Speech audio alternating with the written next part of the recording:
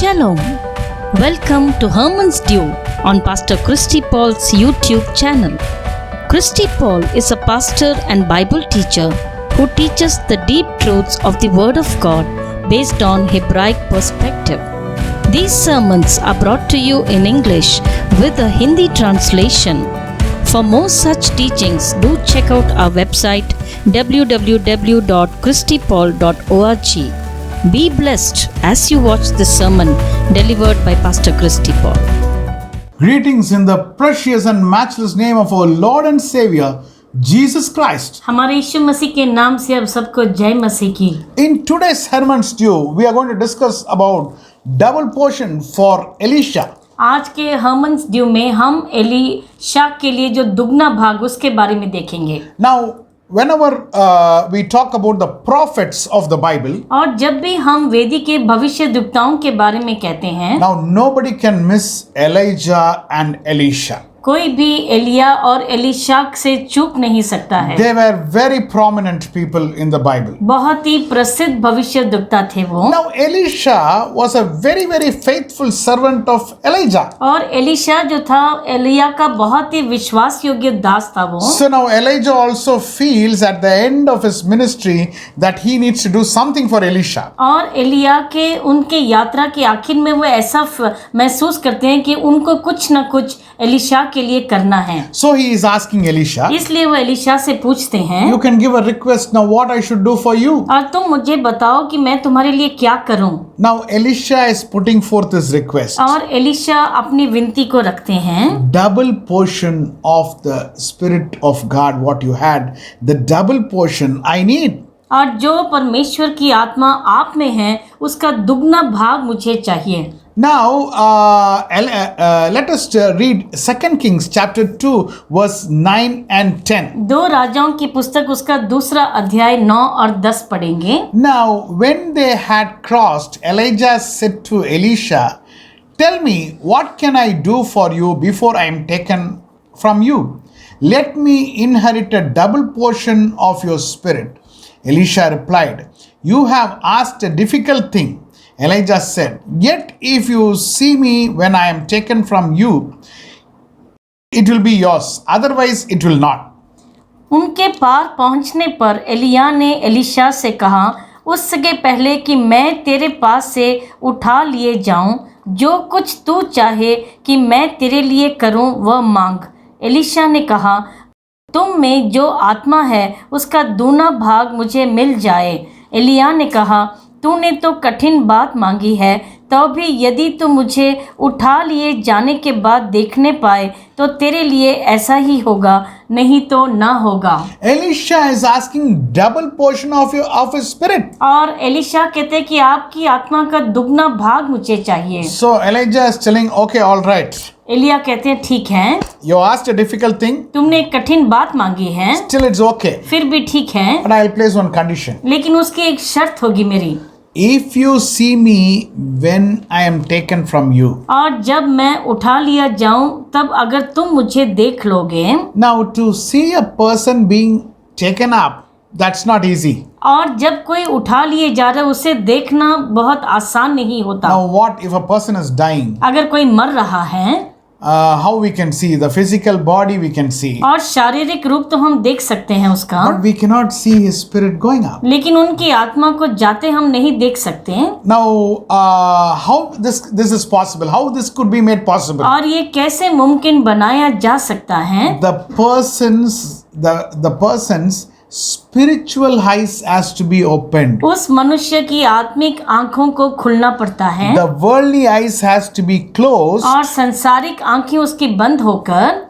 Now you cannot see spiritual things with worldly eyes. और हम इन संसारिक आंखों से आत्मिक चीजों को नहीं देख सकते। So the worldly eyes has to be closed. तो संसारिक आंखों को बंद होना पड़ता है। And spiritual eyes has to be open. और आत्मिक आंखें खुलना जरूरी होती हैं। So that is the condition which Elijah is placing to receive a spiritual blessing. और वही एलिया एक शर्त डालते हैं कि उसको अगर आत्मिक आशीष पानी है तो यही शर्त है।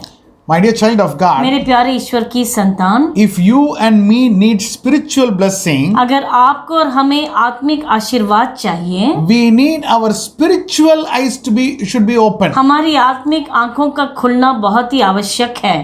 What is the requirement of Elisha? और एलिशा का क्या, उसको क्या चाहिए था?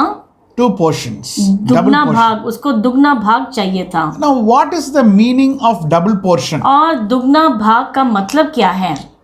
Let us turn our Bible to the book of Deuteronomy, chapter 21, verse 17. व्यवस्था विवरण का 21 का 17 पढ़ेंगे That verse says, और उसमें ऐसा लिखा है, double portion is given to the firstborn of a couple. और दुगना भाग पहलौठे को दिया जाता है। That son is the first sign of his father's strength. और वही अपने पिता के सामर्थ्य का पहला चिन्ह होता है। The right of the firstborn belongs to him. और जो पहलौठे का अधिकार उसी के लिए होता है। So double portion is equal to the right of the firstborn. और ये जो दुगना भाग है ये पहलौठे के अधिकार जैसा है। In Hebrew we said mishpat ha bekora. और इब्रानी में उसे कहते हैं मिशपात हा बेकोरा। Glory be to God. परमेश्वर की महिमा हो। Now the double portion is given to the firstborn or the most responsible son of the family. और ये दुगना भाग पहलौठे को दिया जाता है या सबसे जिम्मेदार बेटे को दिया जाता है। Now normally the father is the one who takes care of the entire family. और घर में पिता ही पूरे परिवार को संभालते हैं। And when he takes care of the family, और जब वह पूरी तरह संभालते हैं, many sons and daughters, बहुत से बेटे बेटियां, any son or any daughter is having a problem, अगर किसी बेटा या बेटी को कोई परेशानी है, the father stands with the family and he solves the problem. और पिता परिवार के संग खड़े होकर उसको सुलझा देते हैं। Maybe one person is having a financial trouble शायद किसी को आर्थिक समस्या है and the father goes and gives the finances, necessary finances. और पिता उसकी जरूरतों को पूरा करते हैं। Sometimes it is a business loss. कभी कभी कोई व्यापार में हानि हो जाती है Sometimes it is somebody has become very sick in the family. या कोई बहुत बीमार पड़ गया है परिवार में। In every area of life, the father goes forward and gives the necessary support, finance to lift that person up. और परिवार में जिसको भी जो समस्या है पिता आगे जाकर उसे समझाने की, उसे सुलझाने की कोशिश करते हैं। But at one point of time, लेकिन एक समय ऐसा आता है where the father feels he is not going to live long, जहाँ पर पिता महसूस करते हैं कि वो बहुत काल तक जिंदा नहीं रहेंगे, so he has to give this responsibility to one person. इसलिए उस जिम्मेदारी को किसी को देना पड़ता है। And so because after the father, that person will take care of all the people as how the father was taking care. और पिता की मृत्यु के बाद वो वैसे ही परिवार को संभालेगा जैसे उसके पिता किया करते थे। That is called mishpat ha bekora, और उसी को मिशपात हा बेकोरा कहते हैं, the right of the firstborn. जो पहलौठे का अधिकार होता है। Now, how did Elisha prove that he is the father, he needs the double portion? और एलिशा ने कैसे ये साबित किया कि वह ही अधिकार रख सकता है उस दुगने भाग का? Or I will put it in other words, या दूसरे शब्दों में कहूंगा, Elisha is telling, एलिशा यूं कहते हैं, make me your firstborn. मुझे अपना पहलौठा बना लीजिए। So let us see here और यहाँ पर हम पढ़ते हैं in the book of 2 Kings chapter 2 verse 11 and 12. दो राजाओं की पुस्तक उसका दूसरा अध्याय 11 और 12 पढ़ेंगे। And it came to pass as they still went on and talked that behold, there appeared a chariot of fire and horses of fire and parted them both asunder. And Elijah went up by a whirlwind into heaven. And Elisha saw it and he cried, my father, the chariot of Israel and the horsemen thereof. वे चलते चलते बातें कर रहे थे कि अचानक एक अग्निमय रथ और अग्निमय घोड़ों ने उनको अलग अलग किया और एलिया बवंडर में होकर स्वर्ग पर चढ़ गया और उसे एलिशा देखता और पुकारता रहा, हाय मेरे पिता, हाय मेरे पिता, हाय इस्राएल के रथ और सवारों। जब वह उसको फिर देख न पड़ा तब उसने अपने वस्त्र फाड़े और फाड़ कर दो भाग कर दिए। Now here we see Elisha rightly saw Elijah being taken up. और यहाँ पर देखते हैं कि एलिशा ने देखा जब एलिया को ऊपर उठा लिया गया, So now he is proving his eligibility that he is the firstborn. और अभी वह ये साबित करते हैं कि वे योग्य हैं पहलौठे होने का। And with the talit coming down, he has got the double portion also. और वह तलित के नीचे आते ही उसे दुगना भाग भी मिल गया। Now let us see the life of Elisha. और एलिशा के जीवन को देखेंगे। It is in 2 Kings chapter 13 verse 14. दो राजाओं की पुस्तक उसका 13वां अध्याय 14वां पद हम देखेंगे। Now Elisha was fallen sick of his sickness, whereof he died. And Joash, the king of Israel, came down unto him and wept over his face and said, O my father, the chariot of Israel and the horsemen thereof. और Elisha को वह रोग लग गया जिसे वह मरने पर था। तब इस्राएल का राजा योआश उसके पास गया और उसके ऊपर रोकर कहने लगा, हाय मेरे पिता, हाय मेरे पिता, हाय इस्राएल के रथ और सवारों। एलिशा ने उससे कहा, धनुष और तीर ले आ। Now if you see the ending, where when Elijah was taken up, he was telling, oh my father, the chariot of Israel.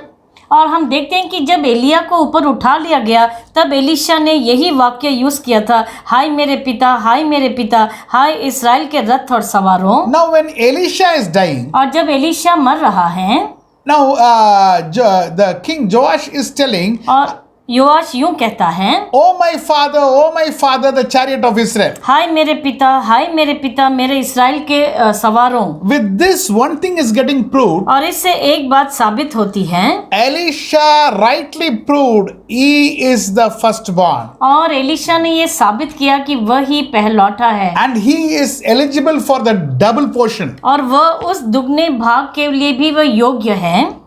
But we see in the Bible, लेकिन हम वेदी में देखते हैं, now Esau sells the firstborn so cheaply for a bowl of soup. और He is giving it to Jacob. देखते हैं कि ईसाऊ जो है वो अपने पहलौठे का अधिकार सिर्फ एक वो खिचड़ी के लिए वो याकूब को दे देता है। Now Jacob is giving the right of the firstborn to Judah and Joseph. और याकूब उस पहलौठे का अधिकार यहूदा और यूसुफ को देते हैं, Where Reuben, Simeon, Levi are not qualified. जहाँ पर रूबन, सिमियोन और लेवी उसके योग्य नहीं रहते। Now Jesus Christ, before he was taken up to heaven, और यीशु मसीह के ऊपर स्वर्ग में जाने से पहले 2000 years before, 2000 साल पहले, he is calling his और disciples वो अपने चेलों को बुलाते हैं and he is telling, और ये कहते हैं, all authority in heaven and earth is given to me. आकाश और धरती पे सब अधिकार मुझे दिया गया है। Now what is the meaning of this? उसका मतलब क्या है? He is telling the right of firstborn is mine. वह कहते पहलौठे का अधिकार मेरा है, The double portion is mine. वह दुगना भाग मेरा है। Now what was Jesus doing? यीशु मसीह क्या कर रहे थे? Whenever people came to him, जब भी लोग उनके पास आए, he was healing them. वह उन्हें चंगाई दे रहे थे, He was solving their problem. उनके सब समस्याओं का हल दे रहे थे, He was doing miracles. और कितने आश्चर्य कर्म किए उन्होंने। He chased demons from the people who were possessed. और दुष्ट आत्माओं को भगाया लोगों में से। He was taking care of the people. सब लोगों की सुधि ले रहे थे। But now, as a father, he is going to go up to heaven. लेकिन अभी वह स्वर्ग रोग वो जाने वाले थे, At that time he is telling, और उस समय वो ये कहते हैं, I was taking care of all the people. और मैं सब लोगों को संभाल रहा था अब तक, But now I need in my place the firstborn. लेकिन अब मैं चाहता हूँ कि मेरी जगह में मेरा पहलौठा हो। All authority is given to me. सब अधिकार मुझे दिया गया है, I give that authority to you. और मैं वह अधिकार तुम्हें देता हूँ, You can go and baptize and make disciples in my name. और मेरे नाम से जाके तुम चेले बनाओ और बपतिस्मा दो। My dear child of God, मेरे प्यारे ईश्वर की संतान, today you and me are the firstborn of our Lord. आज आप और हम हमारे प्रभु के हम पहलौठे हैं, There is no secondborn. और कोई दूसरा जन्म नहीं है। We all are the firstborn हम सब पहलौठे हैं in the kingdom of God. परमेश्वर के राज्य में। Glory be to God. परमेश्वर की महिमा हो। But will we take the responsibility of that firstborn? क्या हम वह पहलौठे का जिम्मेदारी हम लेंगे and do what Jesus told us? और जो यीशु मसीह ने कहा कि उसके मुताबिक हम करेंगे? I will finish with just one question. और एक सवाल के साथ मैं खत्म करूंगा। Are we making the right use of our Mishpat HaBekora? हमारे मिशपात हा बेकोरा का क्या हम सही इस्तेमाल कर रहे हैं? God bless you.